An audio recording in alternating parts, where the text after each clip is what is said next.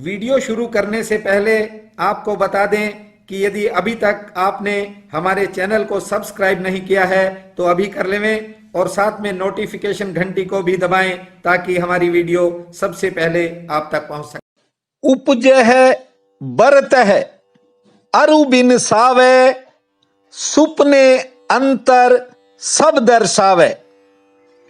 बंधुओं, निज धर्म का एक बहुत ही कीमती सूत्र है, आज उसे आप समझने का प्रयास करें। उपजह बरतह अरु बिन सावे सुपने अंतर सब दर्शावे। ऐसी बातों को स्वप्न समझना जो पैदा होती हैं और क्षण भर ठहरती हैं और फिर खत्म हो जाती हैं। जो न कभी पैदा होता है न कभी विनष्ट होता है, बस उसे खोजने चल पड़ो। वही असली संपदा है, उसे ही असली साम्राज्य कहते हैं। समय का काम है चलना और समय चलता ही रहता है। हमारे देश में समय को काल कहते हैं और जानते हो, मृत्यु को भी काल कहते हैं। हमारी भाषा समूची दुनिया में एक ऐसी भाषा है जहां मृत्यु को और समय को एक ही नाम दिया है, काल। और आपको बता दूं, काल से ही हमारा कल बना। उस संबंध में भी हमारी भाषा अकेली है दुनिया में। बीते हुए कल को भी हम कल कहते हैं और आने वाले कल को भी हम कल कहते हैं। दुनिया की सब भाषाओं में तरह तरह के अलग अलग शब्द होते हैं। जो बीत गया उसके लिए अलग शब्द हैं और जो आने वाला है उसके लिए अलग शब्द हैं।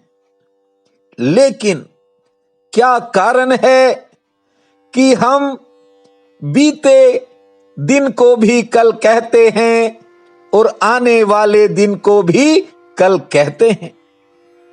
क्योंकि हमने देखा, जो जानने वाले थे वे जानते थे कि जो गया वह भी नहीं है और जो आ रहा है वह भी नहीं है।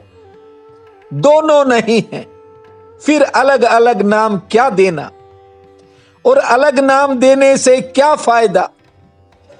अतीत न हो चुका, भविष्य अभी हुआ नहीं। दोनों ही नकार हैं, दोनों का कोई अस्तित्व नहीं है। दोनों में एक ही समानता है कि दोनों नहीं हैं। निज धर्म कहता है कि जो है वो अभी है, इसी क्षण है। आप चाहो तो अभी बहुत कुछ पा सकते हो, लेकिन आदमी सोचता है कि आज जीकर क्या करेंगे, पहले कमा लेते हैं फिर मकान बनाएंगे, मकान में खड़ी करने के लिए कार लाएंगे। न जाने कितने सपने आदमी देखता है और इसीलिए ये छोटी सी जिंदगी बीत जाती है। इसका कोई अर्थ ही नहीं निकाल पाता इंसान।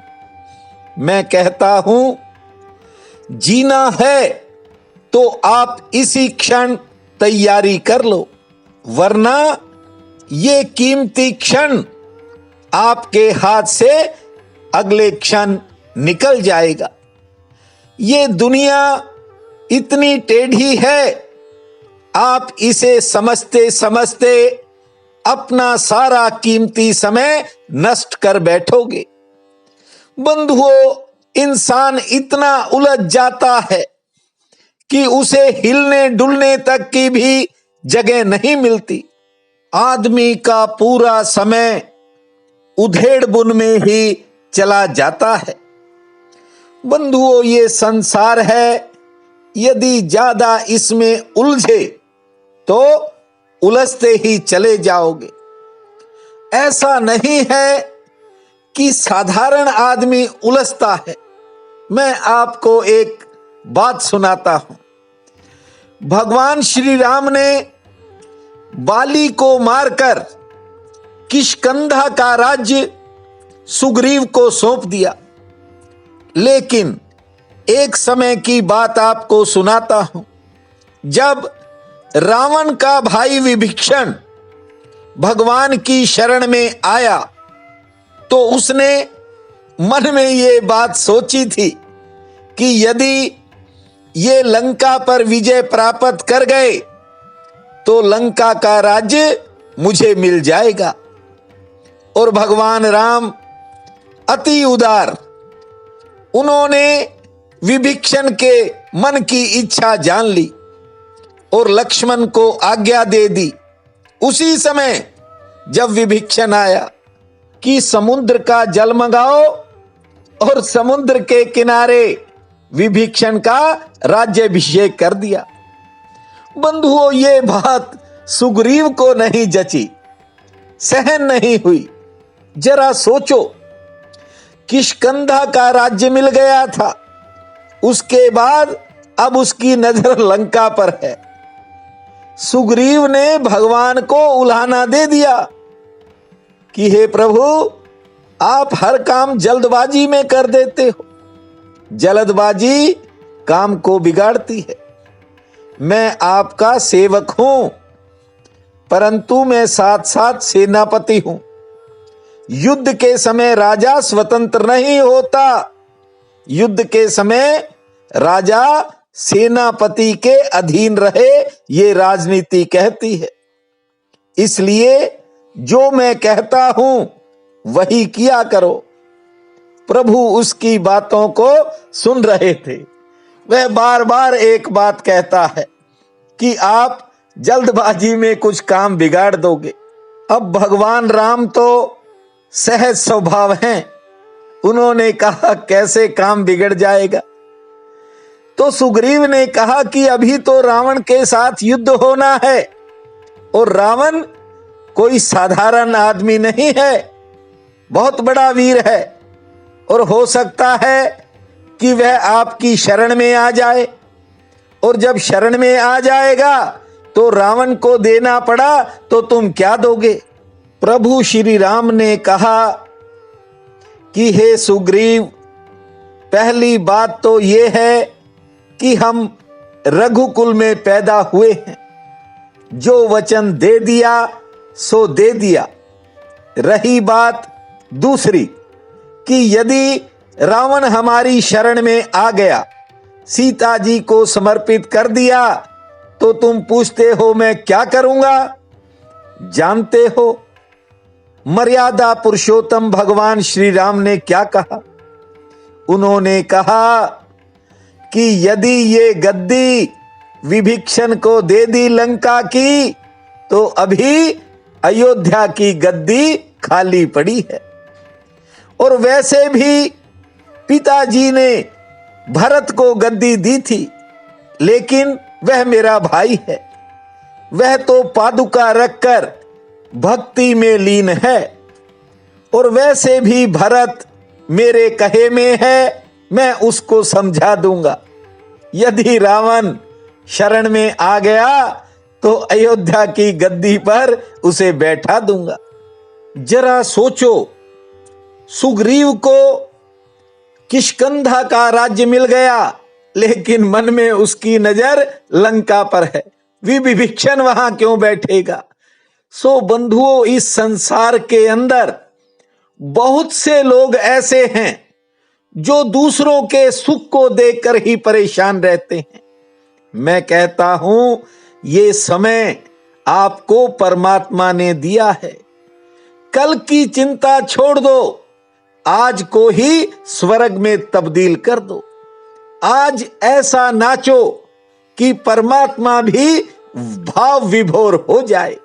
बंधुओं, कल कोई निजी कार्य ऐसा था, कोई निजी व्यस्तता थी जो आपके चरणों में उपस्थित नहीं हो पाया, लेकिन मैंने एक छोटा सा वीडियो जरूर डाल दिया था ताकि आपको ये पता रहे कि आज वीडियो नहीं आएगा।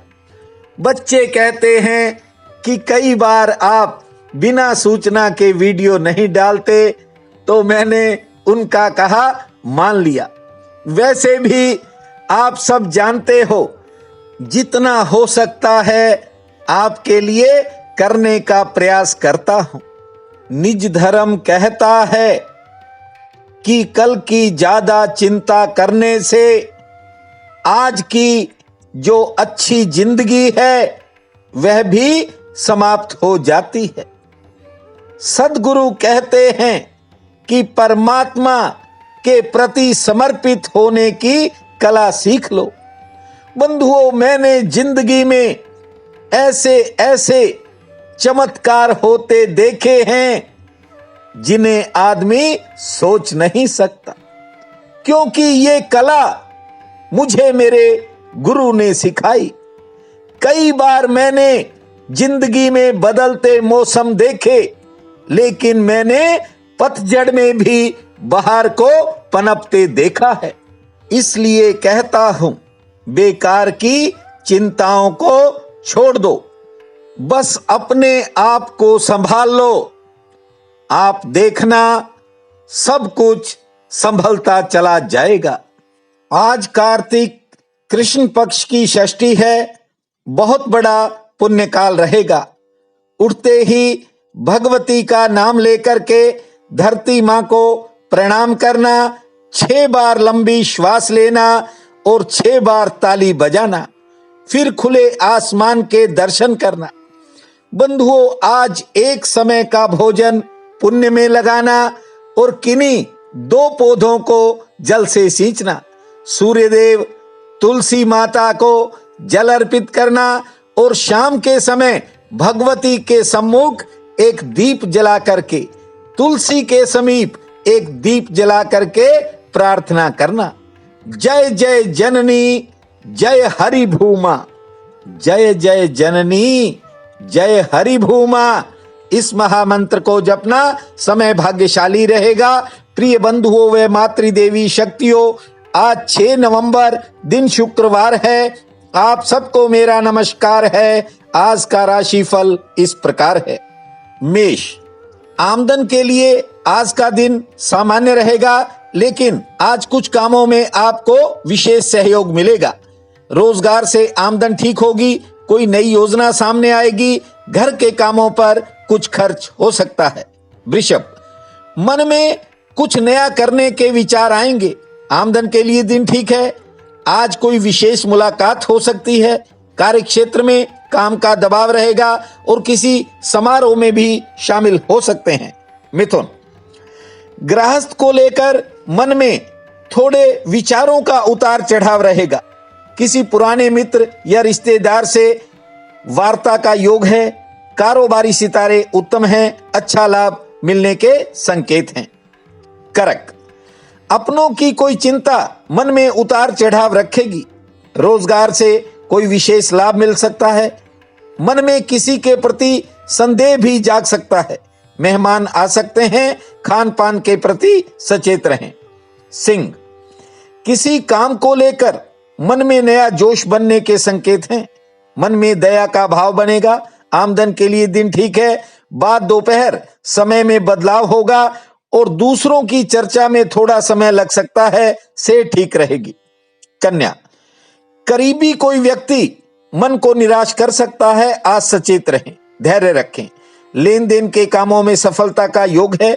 नौकरी पेशा लोगों पर काम का दबाव रहेगा और किसी सहयोग से आर्थिक पक्ष ठीक हो सकता है। तुला, अचानक किसी महत्वपूर्ण काम में सफलता का योग है। आमदन के लिहाज से दिन ठीक है। किसी नई योजना पर विचार होगा। सेहत संबंधी कामों पर कुछ खर्च हो सकता है और अपनों से मिलन का योग है। वृश्चिक, कारोबारी सितारे बेहतर हैं। आज किसी काम में ज्यादा जल्दबाजी न करें, कोई रुका हुआ काम आगे बढ़ेगा। घरेलू कठिनाई में राहत मिलेगी, मेहमान आ सकते हैं और सेहत पक्ष थोड़ा नरम है। धनु, आज समय थोड़ा संघर्षपूर्ण रह सकता है, किसी काम में सुधार होने से मन में उत्साह पैदा होगा, आमदन सामान्य होगी, संतान संबंधी कामों में खर्च होगा, कुछ कामों में इंतजार करना पड़ेगा। मकर, किसी संबंध में आज अचानक सुधार हो सकता है, कोई रुका हुआ काम भी बन सकता है और दोपहर बाद एक्स्ट्रा इनकम मिलने के संकेत हैं। कुछ कामों में आपको इंतजार भी करना पड़ेगा, से ठीक रहेगी। कुंभ, कार्य क्षेत्र से कोई अच्छा समाचार आएगा, दिनचर्या में भाग दौड़ रहेगी, अपनों की कोई चिंता मन को घेरेगी, यात्रा में सावधानी रखें, कारोबार से लाभ अच्छा होने का योग है। मीन, किसी काम के लिए मन में जिज्ञासा पैदा होगी और किसी काम को लेकर मन उत्सुक रहेगा। सरकारी कामों में कामयाबी के संकेत हैं, कारोबारी सितारे ठीक हैं, लेकिन सेहत पक्ष थोड़ा मध्यम श्रेणी का है और आज किसी रुके हुए काम में गति आएगी। आज का ये दिन आप सबके लिए अति शुभ फलदायी हो, यही मेरी प्रार्थना है। आपका बहुत बहुत धन्यवाद।